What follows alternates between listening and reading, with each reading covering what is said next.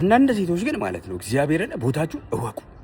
እኔ ሀብታም ባል ነው ማግባት ፈልገው፣ እኔ ሀብታም ካልሆነ አላገባም። ኧረ እባክሽ አንቺ ለምን ሀብታሙ እንዲመርጥሽ ምን ኳሊቲ ያለሽ?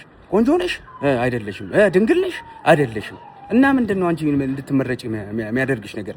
ምንም ነገር ሳይኖርሽ ማለት ነው ሀብታም አትበይ። እንደውም እንደዚህ የምትሉ ሴቶች ማለት ነው እውነቱን ልንገራችሁ ማለት ነው መጀመሪያ መታገቡት ማለት ነው ቁርቁስ ያለ ድሃ በቃ የሆነ ፉቅቅ ያለ ላይፍ ነው የምትኖሪ። እመኚ አንቺ መጀመሪያ ማለት ነው ባህሪ ይኑርሽ፣ ተማርሹኝ፣ ነገር ማገናዘብ ቻይ፣ ፈራ እግዚአብሔር ይኑርሽ። እነዚህ ሳታሟይ ማለት ነው ምንም ሀብታም አይመጣም። ሲቀጥል ደግሞ ማለት ነው ባል ምናምን የምታገኙ አብረሹ ሀብታም የሆነው ባል ማለት ነው ሁሉም ተይዟል። እሷ ማለት ነው ዳ ሆኖ ያገባት ሚስቱ ነች አብረው የምትቀጥለው እንጂ አንቺን ማንም አይመርጥሽም። ከዛስ ብሩን ለምን ፈለግሽው ስትባይ ማለት ነው ጠጉር እንዲገዛልኝ ኬክ እንዲያበላኝ ምናምን ቲርኪ ሚርኪ ለመስራት እንኳን ፍላጎት የላችሁም ማለት ነው። እና ማለት ነው አስተዋይ ሁኑ፣ ልቦና ይኑራችሁ፣ ፈራ እግዚአብሔር ይኑራችሁ። ከዛ ከተስተካከላችሁ ደግሞ እንመጣለን። አይዟችሁ።